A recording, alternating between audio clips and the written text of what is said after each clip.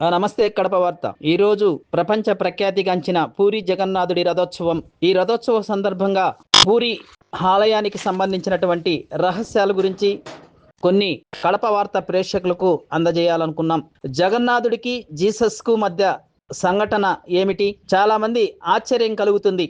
పూరిలో నమ్మలేని అద్భుతమైన సంఘటనలు ఎన్నో జరుగుతున్నాయి. పూరిలో జరిగే ప్రతి సంఘటన రికార్డ్ అవుతుంది. పూరిలో మందల పంజి అనే ఒక గ్రంథం ఉంది.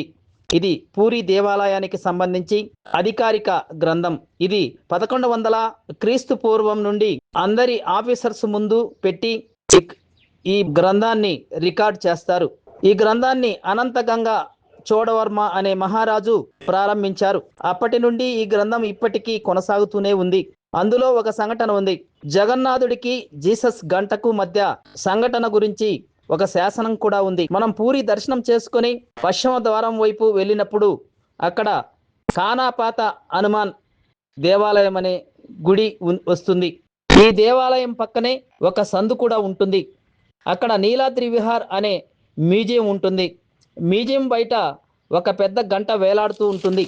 విచిత్రంగా ఈ గంట మీద క్రిస్టియన్ శిలువ కలిగిన గంట ఇది చూడగానే అందరికీ ఆశ్చర్యం వేస్తుంది. ఎందుకంటే పూరిలో హిందువేతరులకు ప్రవేశం ఉండదు. మనం హిందులమై పుట్టడం మన అదృష్టం. ఈ క్రిస్టియన్ గంట ఈ ఆలయంలోకి ఎలా వచ్చిందనేది ఒక అద్భుతమైన సంఘటన ఉంది. 1976 సంవత్సరంలో ఫ్రెంచి నుండి ఒక షిప్ పాండిచ్చేరికి బయలుదేరి వెళుతోంది. ఆ షిప్పులో పెద్ద గంట కూడా ఉంది. ఎందుకంటే ఆ గంటను పాండిచ్చేరిలోని చర్చికి ఇవ్వడానికి ఈ షిప్పులో తీసుకెళ్తున్నారు. ఇంకా చాలా వస్తు సామాగ్రి, ప్రయాణికులు బయలుదేరి వెళుతున్నారు. ఈ షిప్పుకు నావికుడు ఎవరంటే ఆల్బ్రెట్ బికో అనే నావికుడు ఈ షిప్పును నడుపుతున్నారు. సముద్రంలో ఒక ప్రదేశానికి ఆ షిప్పు వచ్చేసరికి విపరీతమైన తుఫాను వచ్చింది. షిప్పు ఊగిపోవడంతో పాటు ఒక తిమింగలం వచ్చి షిప్పు మీద దాడి చేసింది. షిప్పు మునిగిపోతుంది. అందరూ చనిపోవడం ఖాయమని నిర్ణయానికి వచ్చారు. ఇది చాలా భయంకరమైన సంఘటన. కటిక చీకటిలో ఆ షిప్పులో ఏమి చేయడానికి వీలు కాక అక్కడున్న వారందరూ వారి మతానికి చెందిన దేవుళ్లను ప్రార్థించడం మొదలెట్టారు. చాలాసేపు ప్రార్థించినా ఇంకా మేము మునిగిపోతామన్న దృఢ నిశ్చయంతో అది తెలుసుకొని ఏది అయితే అది కానీ సముద్రంలో దూకేద్దాం నీళ్ళలోకి అని అందరూ నిర్ణయించుకున్నారు. దూకిన తర్వాత ఏదొక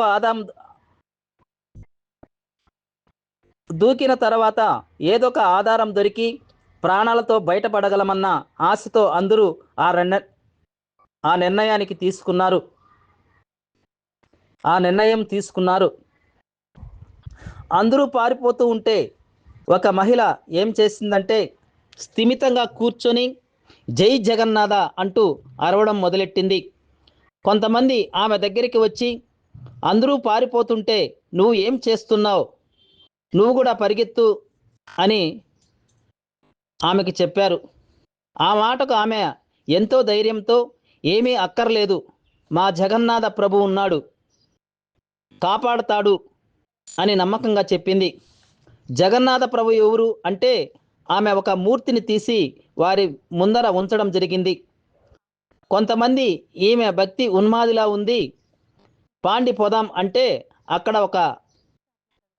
అక్కడే ఉన్న ఒక పెద్ద ఆయన అన్నాడు, మనమందరం ఎలాగూ మునిగిపోతాం, ఆమెని ఒకసారి చూడండి, ఆమె నమ్మకం చూస్తుంటే మనల్ని కూడా రక్షిస్తాదని అనిపిస్తుంది, అందరం కలిసి కూర్చొని ప్రార్థన చేద్దామని చెప్పగా ఆ షిప్పులోని వారందరూ జై జగన్నాథ ప్రభు అని కళ్ళు మూసుకొని బిగ్గరగా ప్రార్థన చేయడం ప్రారంభించారు.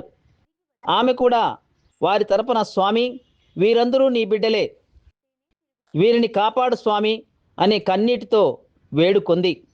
కొంచెం సేపు తర్వాత ఆ షిప్పు వచ్చి ఒడ్డు దగ్గర పెట్టబడి ఉంది. ఎవరు తెచ్చారో ఎలా వచ్చిందో ఒడ్డుకు షిప్పు తెలియక అంతా జగన్నాథ లీల అని అందరూ స్వామిని స్మరించారు. షిప్ కెప్టెన్ మాత్రం ఎంతో ప్రశాంత వదనంతో, మమ్మల్ని కాపాడవు కాబట్టి స్వామి, నీకు ఏదో ఒక ప్రజెంటేషన్ ఇవ్వాలన్న ఉద్దేశంతో షిప్పులో ఉన్న గంటను పూరి జగన్నాథ ఆలయానికి బహుమతిగా ఇవ్వడం జరిగింది.